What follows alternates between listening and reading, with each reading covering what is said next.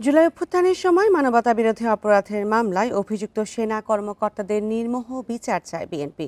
একই সাথে কিছু চিহ্নিত ব্যক্তির অপকর্মের দায়ে পুরো বাহিনীকে প্রশ্নবিদ্ধ করা অনুচিত বলে মনে করেন দলটি। শনিবার দলের সিনিয়র যুগ্ম মহাসচিব রুহুল কবির রিজভীর সই করা বিবৃতিতে এসব কথা জানানো হয়েছে।